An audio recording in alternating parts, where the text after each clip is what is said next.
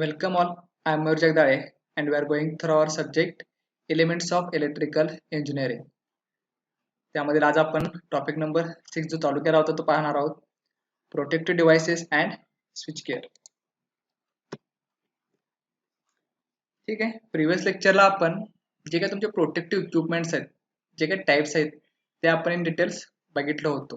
म्हणजेच फ्यूज असेल, तुमचा एमसीबी असेल, एमसीसीबी असेल, ठीक आहे. त्यांची HRC फ्यूज असेल. MCB means what? Miniature circuit breaker. MCB means moulded case circuit breaker. ठीक आहे. जे सर्किट ब्रेकरचे टाइप्स आहेत ते आपण पाहिलं होतं. तसं सेम आज आपण जो नेक्स्ट सर्किट ब्रेकर आहे तुमचा ELCB म्हणजेच अर्थ लिकेज सर्किट ब्रेकर जो आहे त्याची माहिती बघणार आहोत. ठीक आहे. हे तुमचं कन्स्ट्रक्शन डायग्राम ऑफ ELCB दिलेले आहे. या ठिकाणी जर तुम्ही बघितलं तर काय काय आहे.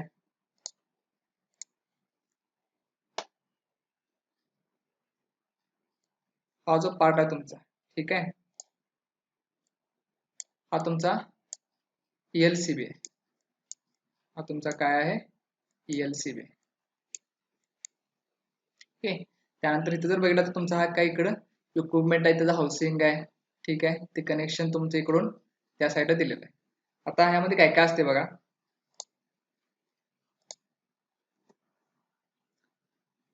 The metal housing of the electrical appliances is always connected to earth.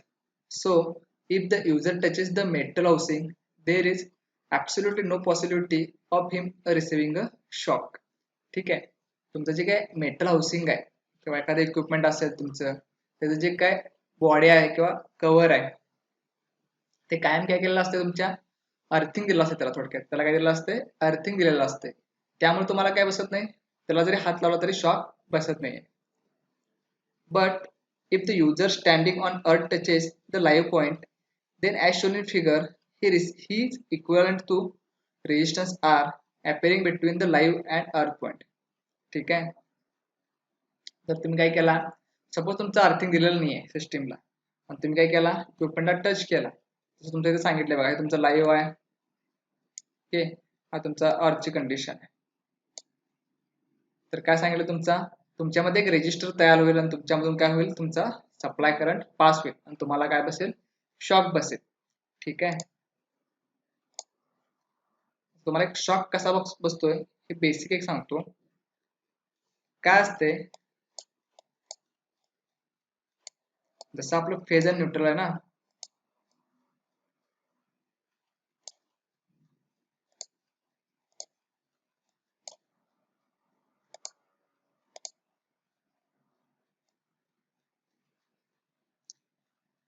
ठीक आहे.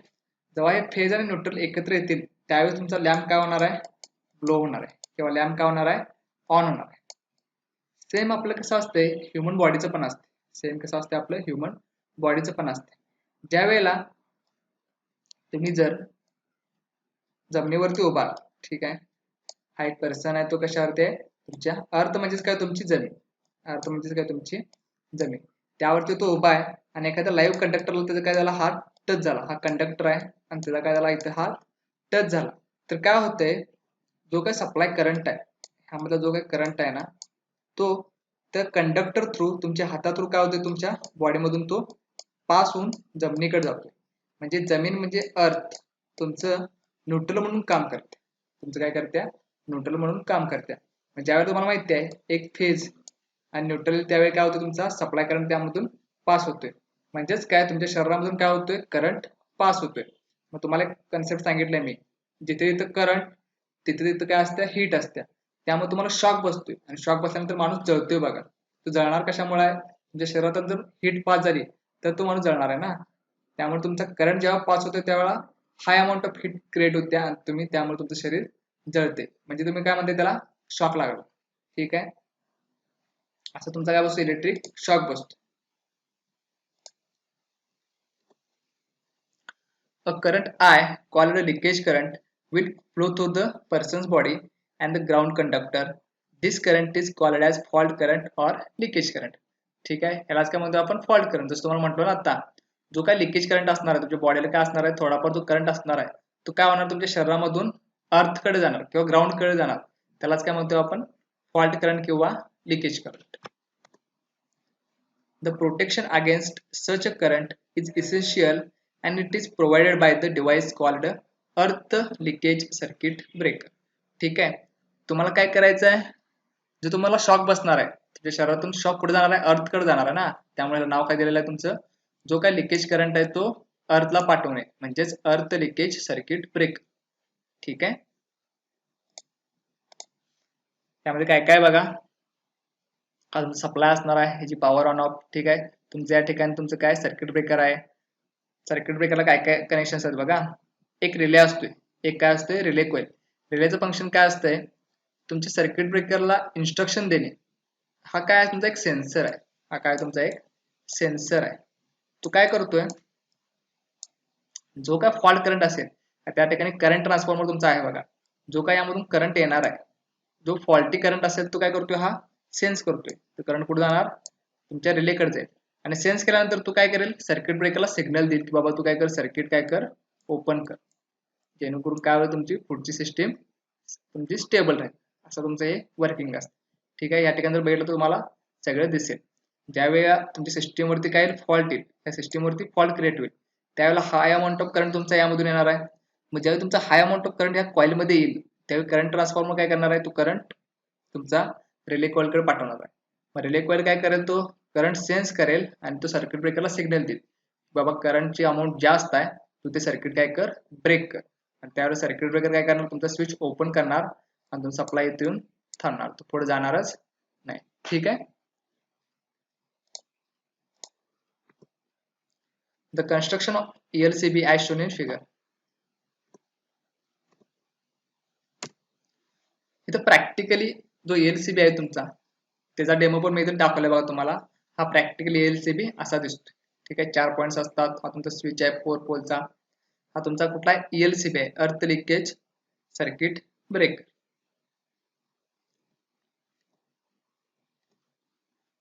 त्याचं ऑपरेशन कसं आहे बघा, operation under normal conditions. Normal condition is when there is no fault. Normal condition कुठली असणार आहे तुमची, ज्यावेळी फॉल्ट नसणार आहे ती कंडिशन तुमची नॉर्मल कंडिशन असणार आहे. So the leakage current I is equal to 0. त्यावेळेला जो लिकेज करंट असणार आहे तो 0 असणार आहे ना. ज्यावेळेला फॉल्ट क्रिएट होईल त्यावेळेला तुमच्या सिस्टीम मध्ये लिकेज करंट प्रोड्यूस होणार आहे. ठीक आहे, hence the current I1 and I2 in figure will be equal and opposite. ठीक आहे, मला I1 आणि I2 कुठे दाखवतो, हा लक्षात ठेवा, हा तुमचा I1 आहे आणि हा तुमचा काय इकडे येणारा हा I2 आहे. ठीक आहे, हा तुम्ही फक्त लक्षात ठेवा.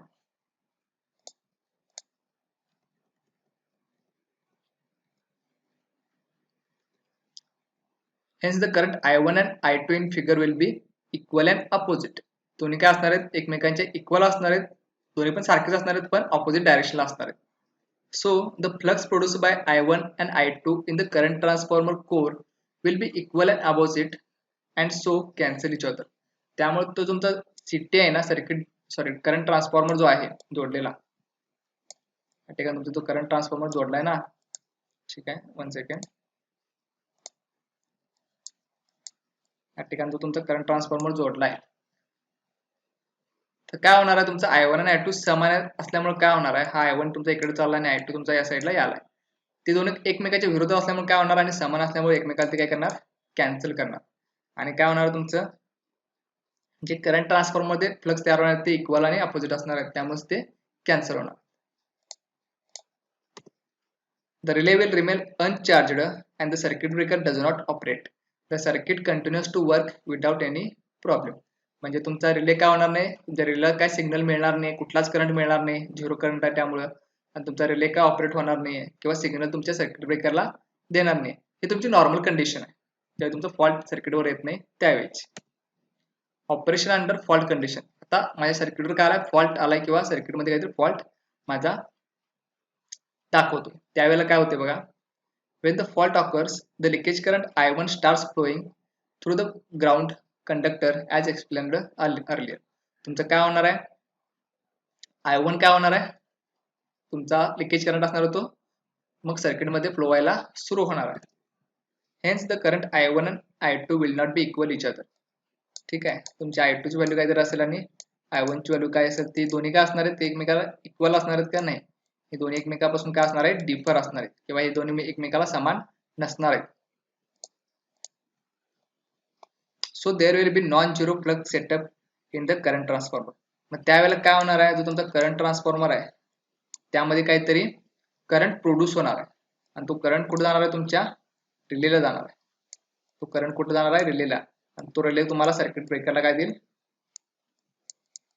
सिग्नल देईल. तो रिले काय करेल, सर्किट ब्रेकरला सिग्नल देईल आणि सर्किट ब्रेकरला सांगेल. The output of CT will be energized the relay coil. The relay produce a tripping signal and applies it to circuit breaker. ठीक आहे, सिंपल आहे बघा. तुम्हाला डायग्राम मध्ये सांगतो. नॉर्मल कंडिशनला काय असणार आहे, तुमचा हा I1 आणि I2 दोन्ही समान असणार आहेत, त्यामुळे एकमेकाला कॅन्सल करणार, त्यामुळे ह्यामध्ये कुठलाच करंट तयार होणार नाही, या वाइंडिंग मध्ये कुठलाच करंट तयार होणार नाही. जर तुमचा इकडे झिरो करंट जायत असेल तर हा सिग्नल देणार आहे काय, सर्किट ब्रेकरला नाही देणार. त्यामुळे तुमचं नॉर्मल कंडिशनला तो ऑपरेशन चालू राहील. पण ज्यावेळी फॉल्ट येईल त्यावेळी काय होणार आहे, हा I1 काय होणार आहे, वाढणार आहे. ठीक आहे, त्यामुळे काय होईल, तो I2 ला काय करणार आहे, जो विरोध करत होता तो विरोध त्यावेळी करणार नाही, कारण की दोन्ही काय असणार आहेत, वेगवेगळे असणार आहेत. त्यामुळे ह्यामध्ये काहीतरी करंट निर्माण होईल. तो कुठला असणार, तुमचा लिकेज करंट, आणि लिकेज करंट कुठे जाणार, तुमच्या रिलेकडे जाणार आहे, आणि तो काय देईल, तुमच्या सर्किट ब्रेकरला मग ट्रिपिंग सिग्नल देईल, आणि तो काय करणार, सर्किट ब्रेकर तुमचं सर्किट ओपन करणार. सर्किट काय करणार, मग ओपन करणार. ठीक आहे, सिंपल आहे, काही डिफिकल्ट नाही, फक्त कन्स्ट्रक्शन आणि डायग्राम व्यवस्थित करा, त्यावरून तुम्हाला इझिली सगळे पॉईंट लिहिता येतात.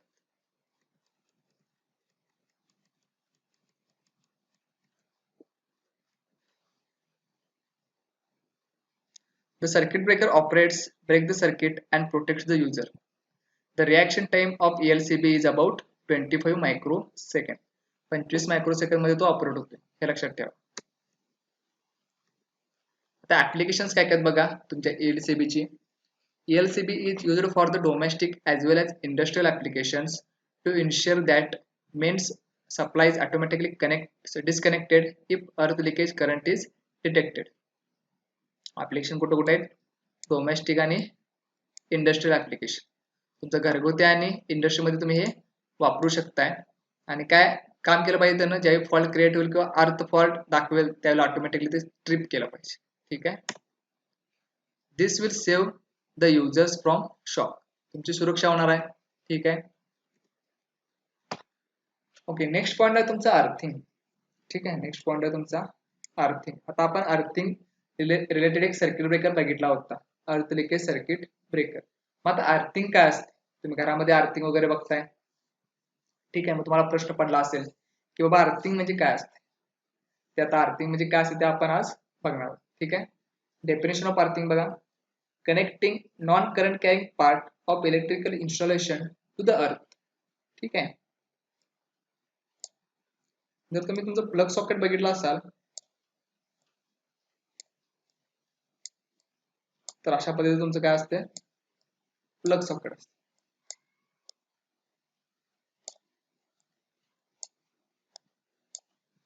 बरोबर, ह्यामध्ये कसं असते तुमचं, हा एक साइड फेज असते, एक साइड न्यूट्रल असते.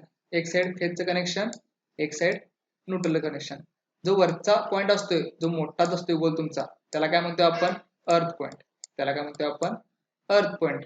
मग ह्याची जी वायर आहे ना, ती तुमची कुठे कनेक्टेड केलेली असते, तुमच्या जमिनीमध्ये काय केलेली असते, ती कनेक्ट केलेली असते. त्याला आपण अर्थ वायर म्हणतो. आता कनेक्शन वगैरे आपण बघणार आहोत, थोडे जे टाइप्स आहेत ते फक्त समजून घ्या. अर्थिंग आपण काय करतो, connecting non current carrying part of electrical installation to the earth. मग जो काय लिकेज करंट आपण बघितला, आता लिकेज करंट कधी फॉल्ट क्रिएट झाल्यानंतर प्रोड्यूस होणार आहे ना, तो तुमच्या अर्थकडे जावा, तो तुमच्या अर्थकडे जावा, त्यासाठी आपण हे अर्थिंग करत असतो, जेणेकरून तुमची किंवा ह्युमनची सुरक्षा व्हावी, प्लस त्या इक्विपमेंटची पण सुरक्षा व्हावी, यासाठी आपण अर्थिंग घरामध्ये करत असतो. आता नेसेसिटी ऑफ अर्थिंग, अर्थिंगची गरज काय बघा, to save human life from shock due to leakage current. Necessity of earthing करा, खूप महत्वाचा आहे point.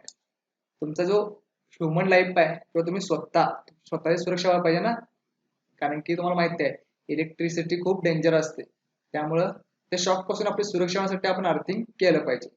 To protect installed machines, जे काय मशीन तुम्ही इन्स्टॉल करताय घरामध्ये वेगवेगळे टीव्ही, फ्रीज, यांचं काय प्रोटेक्शन होण्यासाठी आपण अर्थिंग केलं पाहिजे. To protect large buildings from lightning fall. ठीक आहे, एक नवीन कन्सेप्ट आहे तुमची. वीज पडते, लाइटनिंग मीन्स व्हॉट, वीज.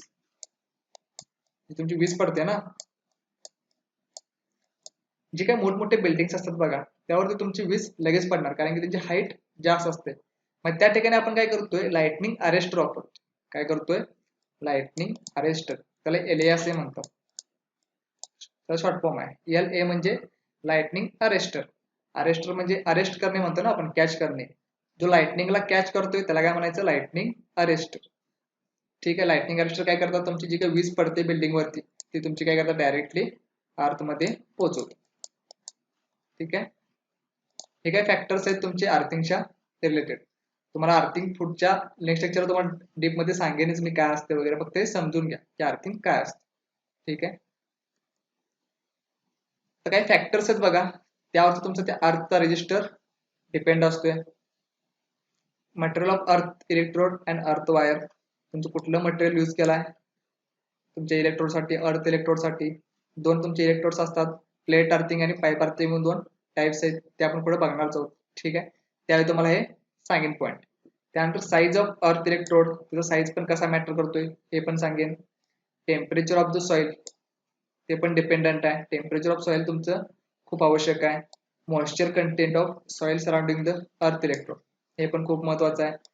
Depth of earth electrode beneath the earth, तुम्ही किती खोलवर तुम्ही त्याचं बोरिंग करताय ते पण डिपेंड आहे. Quality of coal and charcoal used for earth electrode. ठीक आहे, हे जे पॉईंट्स आहेत यावरती तुमचे फॅक्टर डिसाइड आहेत तुमच्या अर्थ रेजिस्टरचा.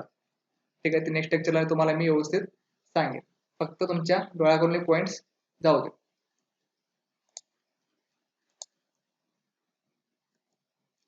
ठीक आहे, थँक्यू.